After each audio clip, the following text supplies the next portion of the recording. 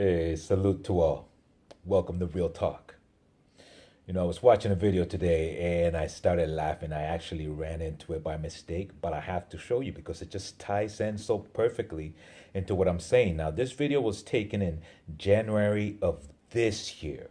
Okay, we are supposed to, our country, Venezuela, is supposed to be going through a major crisis according to the United States, Spain, uh, British, well, basically, most of the colonizing nations are basically saying that there's a major crisis. So I want you to watch this video, okay? Because this is the perfect example of how the opposition lives their lives every single day.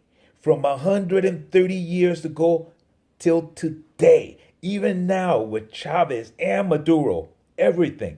This is how good they have it. Check it out. Hi, I'm Isabel from Dash News, and I came here to the Leader Mall, one of the most popular malls here in Caracas, Venezuela, to have lunch in her city. Hola, para ordenar un poco dos piezas. ¿Cómo que usted paga con crédito, efectivo o Dash? Voy a pagar con Dash. ¿Me indica su nombre? Now, the question you should be asking yourself is, how in the hell does she have enough money to even buy Dash coins? Right? But she's not Venezuelan. She's a Euro Venezuelan. While he's making the order, I go to my Dash wallet in the phone, and I unlock it.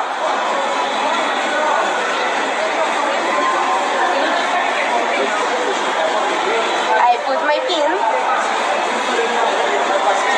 and then I wait for him to show me the QR code.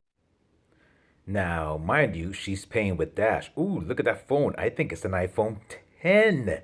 iPhone 10 in a country where there is a major crisis. But she ain't feeling it. Her family ain't feeling it. As a matter of fact, if you watch one of my first videos, most of the Euro Venezuelans that have her skin tones are the ones that are shooting these videos in the supermarkets, showing them empty. Her parents possibly even own one of these supermarkets. Who knows? They're just living it up, man. They're living it up. Even in the tough times, even in this crisis that everybody keeps mentioning. Even if she didn't buy with Dash, she'd be buying with cash. And here's the combo that I ordered to go from. Yeah, whatever. Anyways, I need you to pay close attention to this picture. See on the bottom left, all those weird lines down there that look sort of reddish and pinkish? All of those are ghettos, barrios, okay, that are at the foot of mountains. Okay, and there's places that are even higher. And if you look on the top of the picture, you'll see more cerros. And in the middle, obviously the middle class and the rich people. Right? And this is what they don't want. They don't want the people that are at the bottom of this screen and the people that are on the top of the screen and everywhere else in the country to come down and live with them. This is what we are talking about. Did you see this girl? She even speaks English, almost just as good as I do. So there you have it. So now that I'm done taking my little stab at the Euro Venezuelas, let's take you for a little quick tour of my beautiful city, Distrito Federal, Federal District of Caracas. Look how beautiful this place is. And these people only want this to themselves. They only want to see us walking around here during the day, but then they want us to go back to our cerros, to our barrios. Look at that obelisk, America. Always getting in people's country and building their junk, trying to represent Egypt. But let's go back to the good thing. Let's go back to the good things. Egypt is another topic in the United States. So what you're looking at right here, look at those beautiful cranes. Cranes, more buildings for more of my people that never got a chance to own anything. So here we go. What you're looking at, now I'm taking you to the Federal District of Caracas, the capital city, Caracas. Okay, this neighborhood is called Fuerte de Tunas. This is like about 7, 9 minutes away from my mom's place driving. Now, what you have here is 10,000 apartments, 250 buildings. Some of them are 10 stories, others are 16 stories. Okay, here we have cultural centers, we have football fields, basketball courts, soccer fields, whatever. In terms of schools, we have three Simoncitos. I already explained what that was in the last video, okay, which are basically preschools that deal with children from the age of 0 to the age of 6. Okay, and these three Simoncitos hold a total of 240 children. Then we have two primary schools for these buildings, specifically for these buildings, okay? Two primary schools that hold a total of 912 students.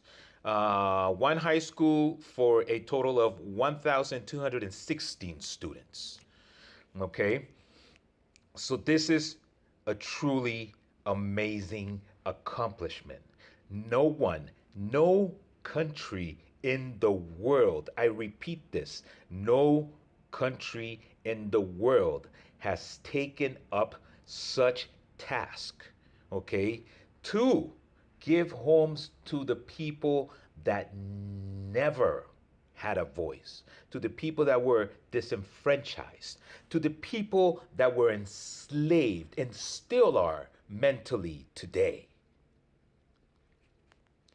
Now, what you need to understand is that a lot of these buildings are going up next to middle class area and in some instances, rich areas. The treatment that my people are getting from a lot of these middle class people is completely despicable, absolutely disgusting. But naturally, I can understand it because they are not, I repeat, they are not true Venezuelans. They are immigrants coming from Spain, Portugal, Italy, even Colombia. Because we do have quite a few rich Colombias through that drug market. And we have Arabs, lots of Arabs, 1 million Arabs. So a lot of these people hold the wealth to the country. Never done anything for all the people that live in these buildings. Never. Even the governments, no one. The United States never even thought of doing something like this. So far, right now, in between Chavez and Maduro, they have built, okay, they have shattered what all Venezuelan presidents have done. You want to know by how much? 10 times. They have done 10 times as much in all the history of all the governments in Venezuela. This is only in 20 years. This is what has the Euro Venezuelans extremely pissed off. They are moving out of their apartments in the buildings in the city. And they are getting their own places with title. Do I need to repeat this? With title. This cannot be taken away from them by nobody. So now the new thing that the opposition is doing is that they're saying, well, we're going to give you land title. Well, they're already getting it. They just want to pass it over to the banks because they have the private banks so they can start collecting interest on these people that can't even afford to live in these buildings at the present moment because these people come from chaotic situations. Okay, some of these people are professionals. Some of these people that live in here are university professors. Okay, and don't have a place to live. They live up in the ghettos simply because of the color of the skin. Finally, Finally, we have a voice. 20 years, you figure it out. 130 years of government, and nothing has been done for the people. For the people, tons has been done for the Euro Venezuelans. And they are tired. They are absolutely tired after 20 years. Well, you know what? Get ready, because this is not going to change. Maduro himself said that after 5 million are reached in 2025, they will keep going. Everybody's coming off the cerros. So when you see those huge marches, when you see those gigantic marches is taking place in Venezuela, a lot of these people are also in the militia. These are the people that the United States is going to have to kill. All these buildings, all these people are armed to protect what is theirs, what the United States never bothered to even think about giving them because they were too busy taking the oil. Spread this video. This needs to go viral. People need to see what Venezuela is doing for the poor. Thank you.